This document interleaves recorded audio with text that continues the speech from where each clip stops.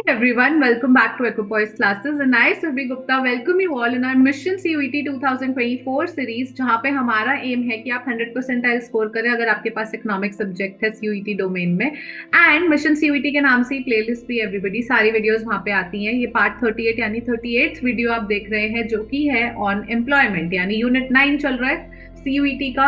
And guys before moving forward वो red button आ रहा है एक सब्सक्राइब का दिख रहा है आपको, अगर रेड है तो बहुत गलत बात है, वीडियो देख रहे हो और वो बटन रेड कैसे है, तो फटाफट से उसे क्लिक कर दो। जो सब्सक्राइब एंड नोटिफिकेशन बेल जो एक बेल आ रही होगी ना उसको हिट कर दो ताकि आपके पास हमेशा नोटिफिकेशन आती रहे जब भी मैं वीडियो डालूं guys. And also keep liking the video and this feel free to dislike अगर आपको वीडियोस नहीं पसंद आ रही, बट एटलीस्ट शो कि आपको कैसा लग रहा है वीडियोस के बारे में। And also there is a bonus news, इसके लिए आपको वीडियो के एंड तक बने रहना बहुत इंपॉर्टेंट है, अगर नहीं बने रहे तो इंपॉर्टेंट न्यूज मिस कर दोगे। ठीक है, so let's just move ahead. This is about me. You can read about me, and if you want to know more about me, then feel free to ask in the comment box, and I'll be happy to answer. ठीक है, ये मेरा score card है guys. 2023 में मैं appear हुई हूँ as a teacher. CUET में 100 परसेंटाइल आया मेरा इकोनॉमिक्स में। मुझे यही देखना था कि मैं आपकी लाइफ में कितनी वैल्यू ऐड कर पा रही हूँ, and I am glad I am able to do it. And मेरा एम ही है कि आपके स्कोर कार्ड में भी इकोनॉमिक्स के आगे 100 दिखे, percentile not marks. 200 on 200 100 percentile. ठीक है, you can pause and read the agenda everybody, syllabus देख लो। हम पॉवर्टी कवर कर चुके हैं यूनिट 9 में, ह्यूमन कैपिटल फॉर्मेशन कवर कर चुके हैं, रूरल डेवलपमेंट। अब हम आ गए एम्प्लॉयमेंट पे जो कि है growth in changes in workforce participation rate in employment. So guys, अगर आप मेरी सैटरडे इको फेयर की वीडियोस फॉलो कर रहे हो एंड आपने मेरी बजट की वीडियो देखी है, नहीं देखी तो मैं लिंक डिस्क्रिप्शन में दे रही हूँ उसका भी, लेकिन अगर आपने देखी है तो आपको पता होगा कि एम्प्लॉयमेंट और workforce participation rate, specially women female workforce participation rate की न्यूज में बहुत ज्यादा बात चल रही है कुछ टाइम से। एंड इस साल ये year he women focused and women oriented है।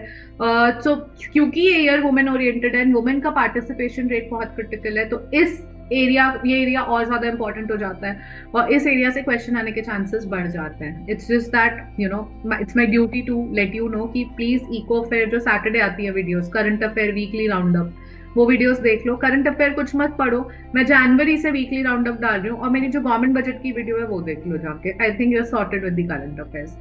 ओके, लिंक्स डिस्क्रिप्शन में मैं दे दूंगी। Then first question, identify the correct statement out of the following. Women form the majority of workforce in India. Is it? No, it's not. ठीक है, this is incorrect. Then men account for 1/3 of rural workforce. Then self-employment is major source of livelihood for both men and women. No. Casual employment is major source of livelihood for both men and women. So this is a complicated question if you don't know, if you haven't read NCERT. अब NCERT में क्या है? See, self-employment is the major source of livelihood for both men and women. ठीक है, this category accounts for 50%. ठीक है, casual workforce second best source है। तो फर्स्ट बेस्ट सोर्स क्या हो गया गाइस? बेस्ट सोर्स हो गया सेल्फ एम्प्लॉयमेंट। करेक्ट स्टेटमेंट क्या हो गई? करेक्ट थी ना? करेक्ट हो गई। Self employment is a major source of livelihood for both men and women. अगर नहीं पढ़ा होता तो हमें नहीं पता था। ठीक है, सो ये इसलिए इंपॉर्टेंट है, मतलब डिफिकल्ट कैटेगरी में भी डालूंगी मैं इससे। ठीक है, then unemployed person is defined as one who is not able to get employment of even 1 hour in half day. This definition is given by, who has given this definition? Everybody, let's go and let's see NCERT. There are variety of ways by which unemployed person is identified. Economists define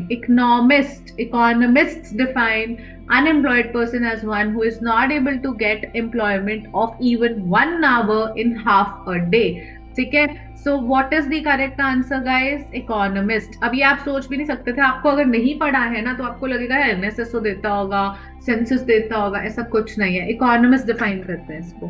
ठीक है, then ये वाली definition, then dash account for second major source of employment in rural areas while dash for second major source of employment in urban areas.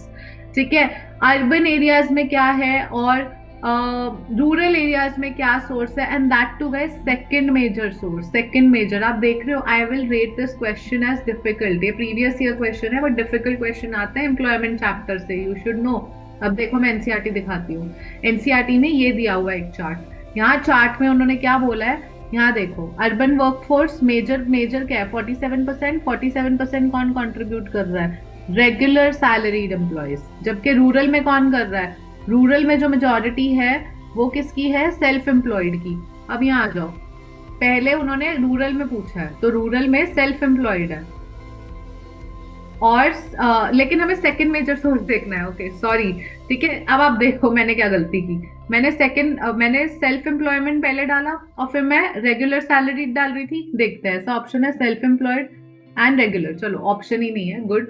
But second major source देख लेते हैं everybody. Second major source rural area में है ये वाला, यानी casual veg labourers. ठीक है, सेकंड मेजर सोर्स यहाँ पे है ये वाला, यानी सेल्फ एम्प्लॉयड। ठीक है, सो रूरल में कौन सा? कैजुअल। और इसमें कौन सा है? Self employed. So option number 1 is the correct answer. But this was a complicated question. इसके लिए आपको ये याद रखना जरूरी है, ये एनसीईआरटी में ये क्वेश्चन में नहीं दिया। क्वेश्चन में तो बस एक स्टेटमेंट दी थी। तो देख रहे हो, ये डिफिकल्ट क्वेश्चन था।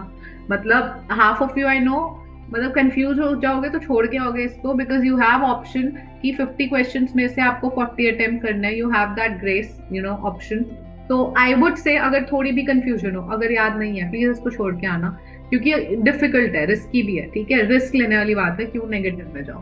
Then formal sector employs a minimum of dash number of employees. Formal sector बनने के लिए मिनिमम कितने एम्प्लॉयज होने जरूरी हैं? देखो एनसीईआरटी में formal sector, private formal sector के लिए 10 हायर्ड वर्कर, मिनिमम 10। 10 और मोर, 10 और मोर मतलब मिनिमम 10। वो मिनिमम ही पूछ रहा है, मिनिमम आंसर क्या आ जाएगा? 10। So 10 is the correct answer, everybody. Okay. So you see, this was complicated. Now let's come to the new news or the announcement. So I am putting a link of Telegram channel, Ecopoise Classes CUET 2024 के नाम से।